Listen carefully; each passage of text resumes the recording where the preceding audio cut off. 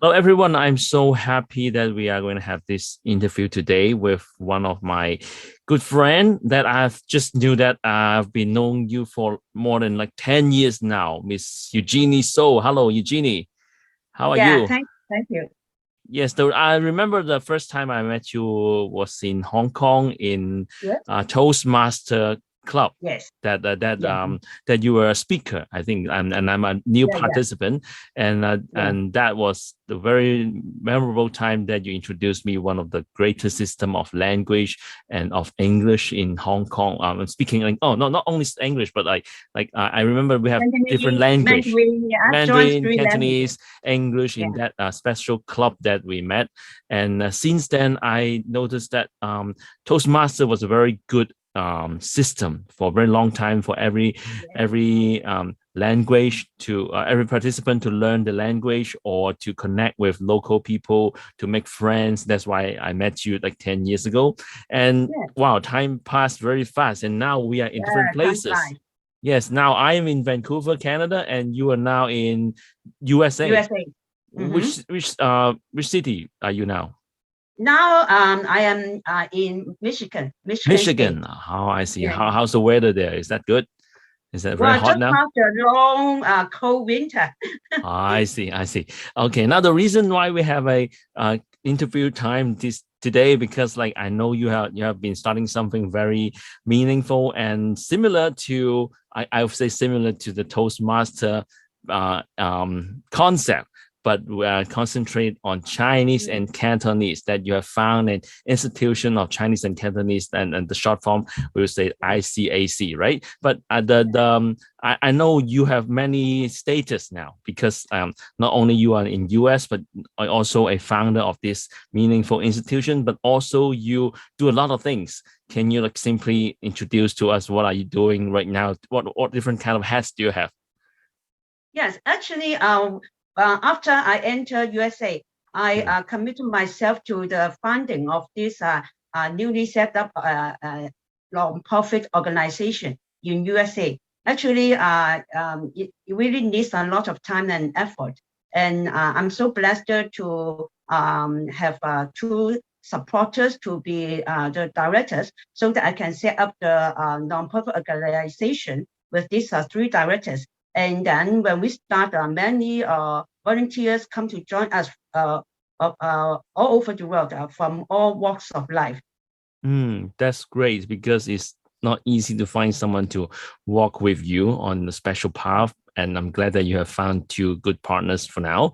And I know it's very meaningful to like both of us because one of our major language that we use from my life is Cantonese, Chinese. Yes. And then you have specific definition of Chinese or a formal standard Chinese in your mind. Can you briefly explain that to us? Yes. Our name is Institute of Chinese and Cantonese. This Chinese doesn't mean any other means of Chinese, which may be in the mainland China, or many Mandarin-speaking people claim that they are using the standard Chinese. Actually, I do believe that there is only one form of standard Chinese. That is what we now call traditional. There's the only one means of Chinese which has been developed and have been developing for over a few thousand years, and then actually has been used since few thousand years ago till maybe just 100 years before that. The traditional Chinese is suppressed and replaced by what we call the simplified Chinese under political power. So now that is the time that we should come up and then to uphold and preserve and promote this really standard Chinese, traditional Chinese.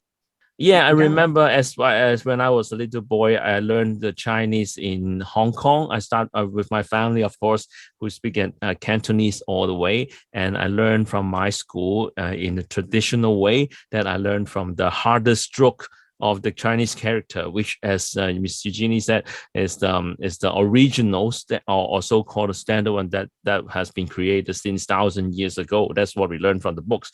But not everyone in the world, or especially non-Chinese person, they first contact with Chinese is this traditional way.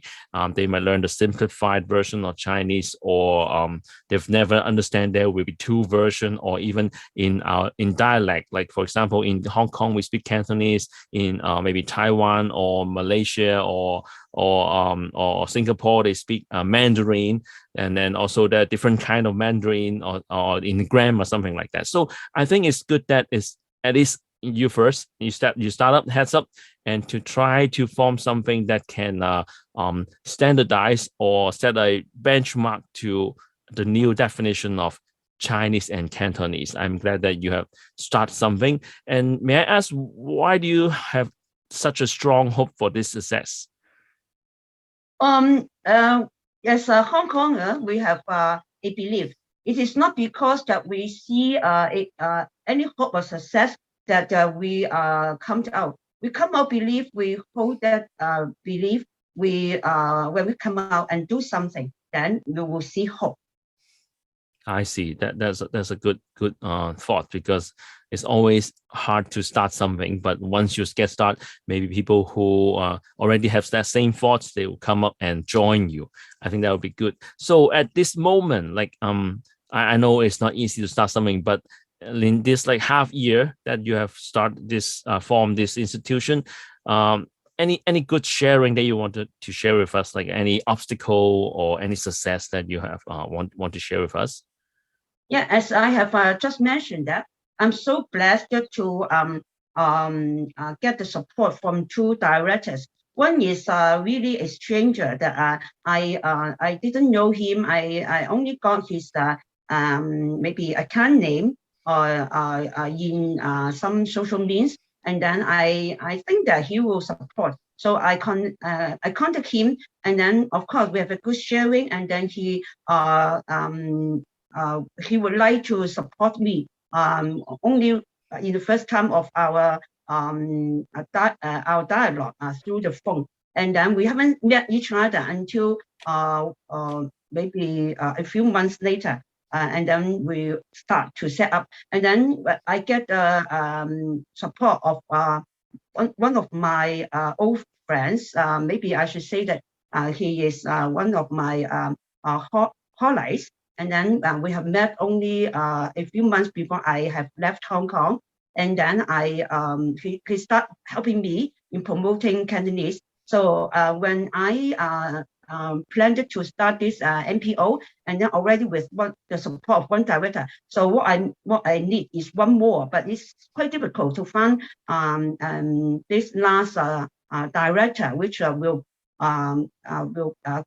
meet the requirements of the U.S. law to set up a non-profit organization. So actually, I have already get a group of volunteers before I really start up this organization. But none of them would like to take up this role because there's still a fear that they might think that maybe there will be some attack or some disagreement from their family members. So it's difficult to find this one and only one, and then also the last one needed. So I remember this friend, and I call him, and then it's good that you don't need all the directors to be the U.S. citizen or residents. So we can quickly set up this NPO in the USA.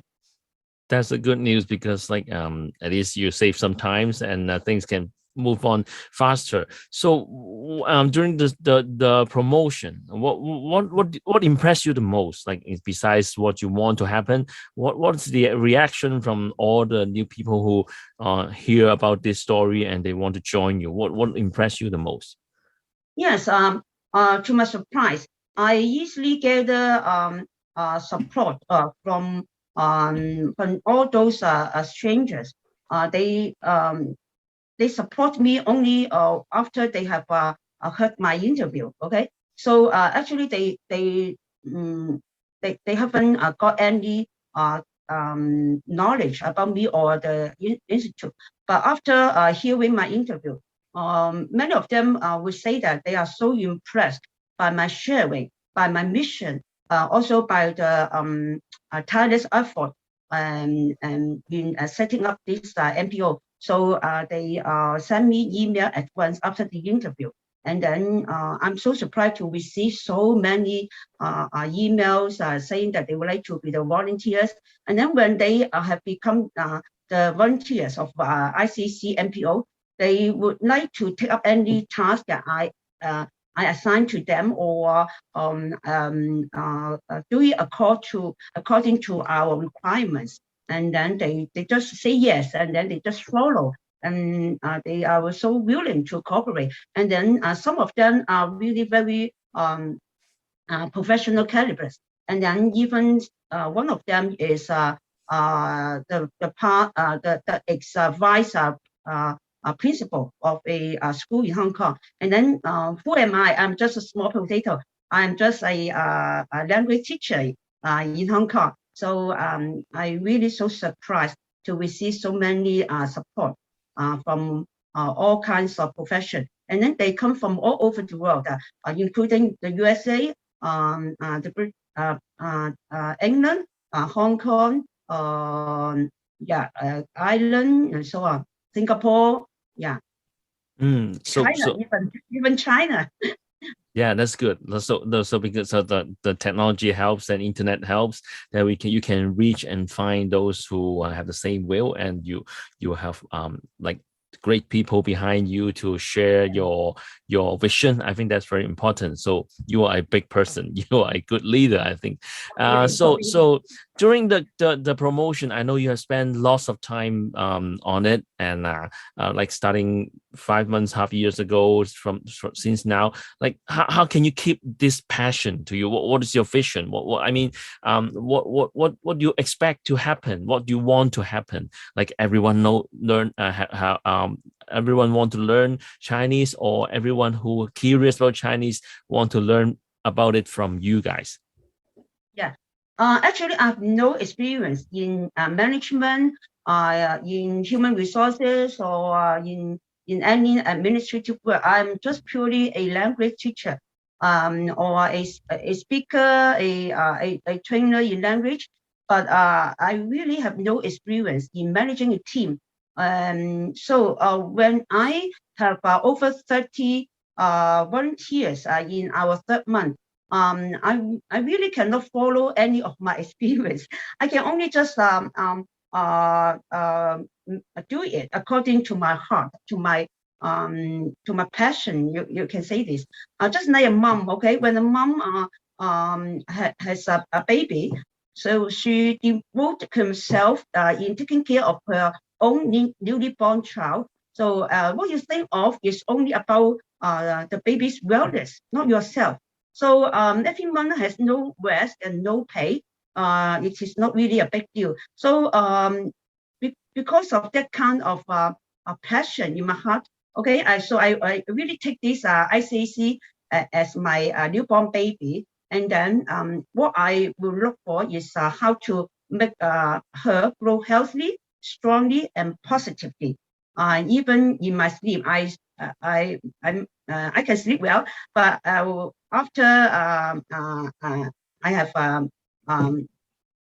got up from my bed, I really find that my mind is full of the ideas on solving all those problems that I have encountered or I am encountering. And then we actually not really only just 70 hours daily, okay? I work 70 hours daily at least, but actually because I'm still thinking during the sleep, and then my ideas really comes out just when I still on my bed, and then so you can see that not really 7 hours daily, but I still enjoy it. And then so far already in the end of is the end of her 5th month.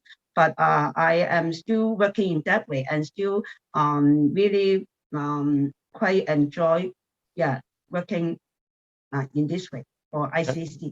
Yeah, that's very good that you find new meaning of life at this part, and I wish you all the best for that. First of all, so some people or even myself will want to ask, why do you choose to start this institution in the U.S.?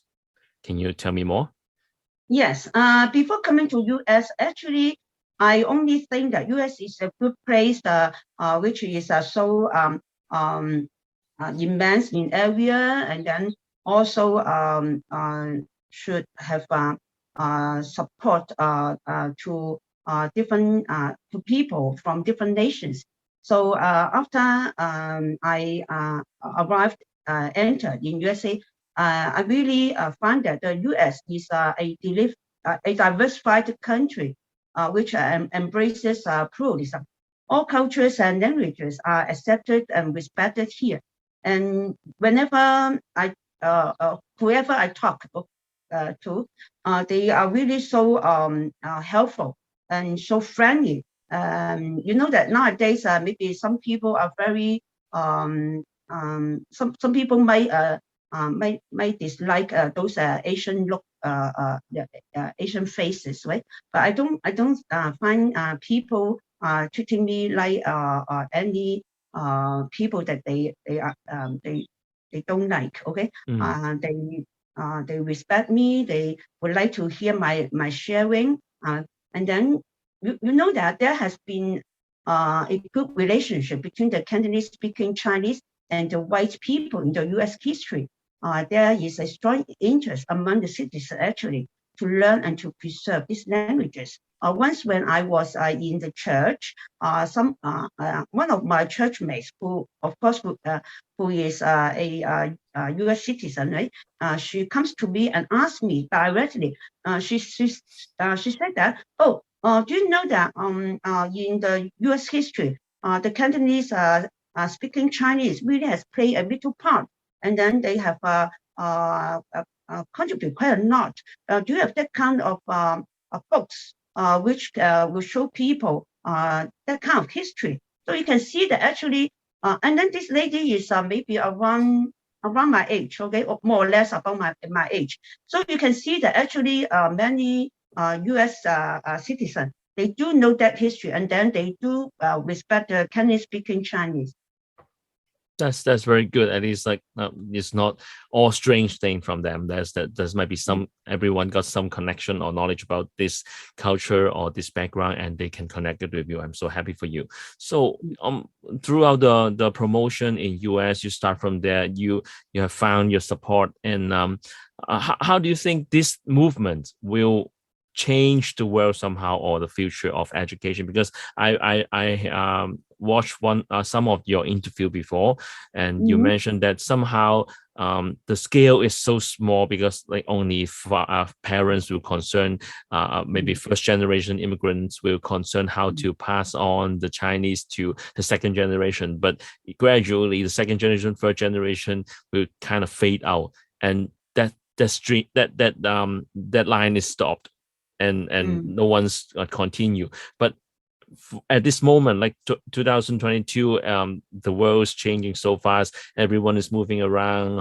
So many Hong Kongers leave Hong Kong to US, Canada, Australia, or UK. How do you see that helps to promote your vision? Yes, we do see that many Hong Kong people now are staying in different nations, mainly England and the US. Actually, we can connect every Hong Kong people all over the world through the means of online.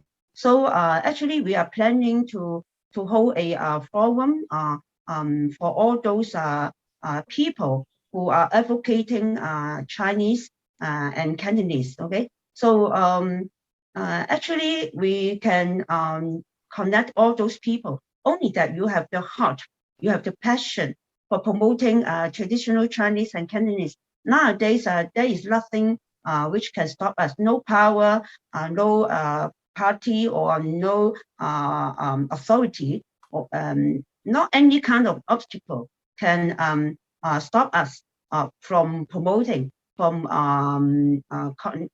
joining together to promote this to promote these languages in our movement. So I do hope to make it as a worldwide movement, not only restricted in the U.S. Only that I set up the organization, and we are based now in the U.S., but we will try to start from this state and then to connect the people over the world, so that you can see that I do hope that a movement can be seen very soon by all those people when we connect and join our hands together.